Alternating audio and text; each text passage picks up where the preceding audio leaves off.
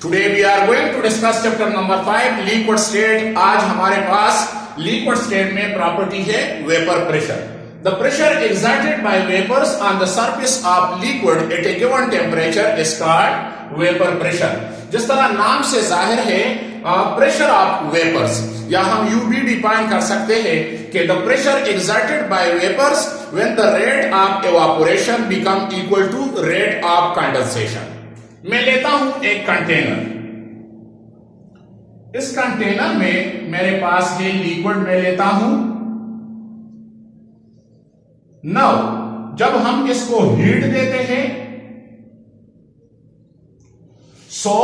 यहां पे liquids molecule की काइनेटिक एनर्जी सारों की एक जैसे नहीं होती। जो बॉटम के मॉलिक्यूल है इसकी जो काइनेटिक एनर्जी होती है वो लो होती है। इसी तरह जो मिड वाले मॉलिक्यूल्स है इसकी काइनेटिक एनर्जी एवरेज होती है, और जो टॉप के मॉलिक्यूल्स है तो इसकी काइनेटिक एनर्जी ये जो है ज्यादा होती है। नाउ जब हम इसको हीट देते हैं तो काइनेटिक एनर्जी में चेंज आता है। रिजल्ट में क्या होता है, जो एवरेज मॉलिक्यूल है इसकी काइनेटिक एनर्जी भी बढ़ जाती है, तो जो टॉप के मॉलिक्यूल है उसकी काइनेटिक एनर्जी और भी बढ़ जाती है। रिजल्ट में ये एस्केप करता है, एटमॉस्फेयर में जाता है, तो इस प्रोसेस को हम कहते हैं इवापोरेशन।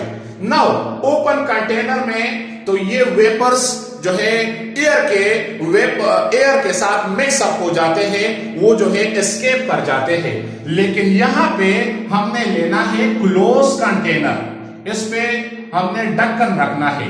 जब हम इस पे ढक्कन रखें तो रिजल्ट में क्या होता है, ये जो वैक्यूम है यहां पे वेपर्स बन जाते हैं। तो फिर वेपर्स जो प्रेशर अप्लाई करता है लिक्विड के ऊपर, तो इसको हम कहते हैं vapour pressure. The pressure exerted bye vapour on the surface of liquid is called vapour pressure. पहले हमारे पास होता है मैं लेता हूं लिक्विड, लेता हूं वाटर, तो ये चेंज होता है। जब ये वेपर्स में चेंज होता है तो इसको हम कहते हैं इवापोरेशन, और जब वेपर्स लिक्विड में चेंज होता है तो इसको हम कहते हैं कंडेंसेशन। इवापोरेशन का अपोजिट जो है ये कंडेंसेशन है।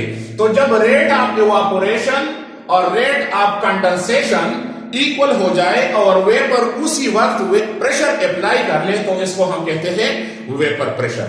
नाउ हमारे पास कौन से फैक्टर हैं जो वेपर प्रेशर को इफेक्ट करता है?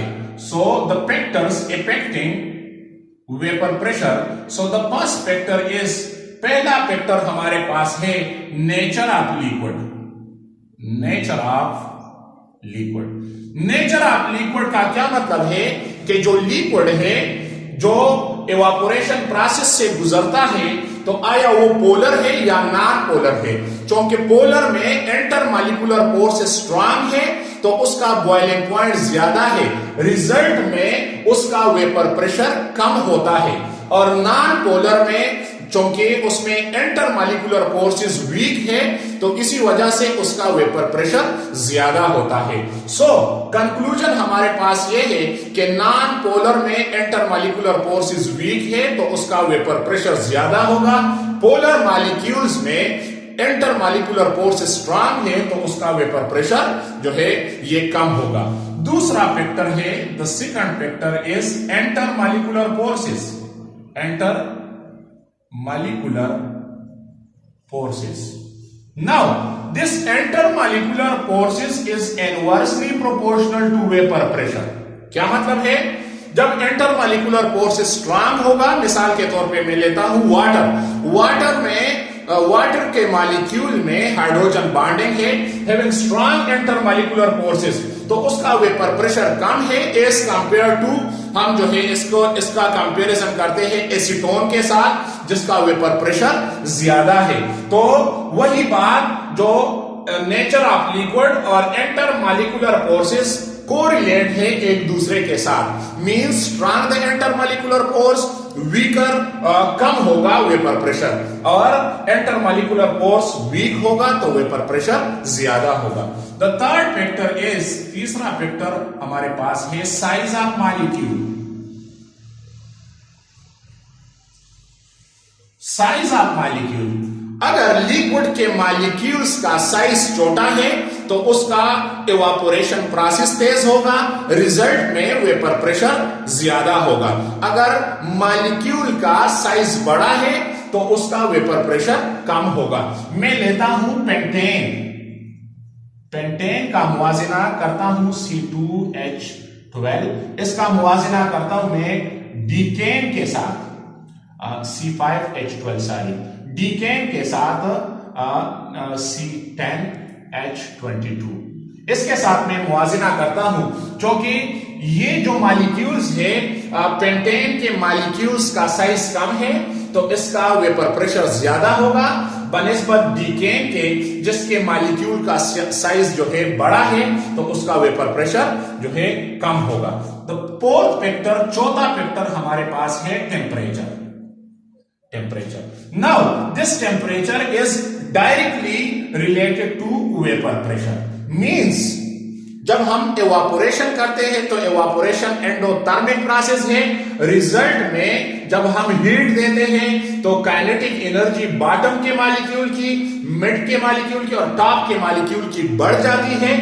इवापोरेशन तेजी से होता है, तो जब इवापोरेशन तेजी से होता है तो फिर वेपर प्रेशर जो है इंक्रीज होता है। तो जितना हम टेम्परेचर बढ़ाते हैं उतना वेपर प्रेशर ज्यादा होगा। So these are the factor which affect vapour pressure. The first one nature of liquid, the second one intermolecular forces, the third one size of molecule and the fourth one is temperature. जो है जब हम temperature बढ़ाते हैं vapour pressure increase होगा। So this is about vapour pressure.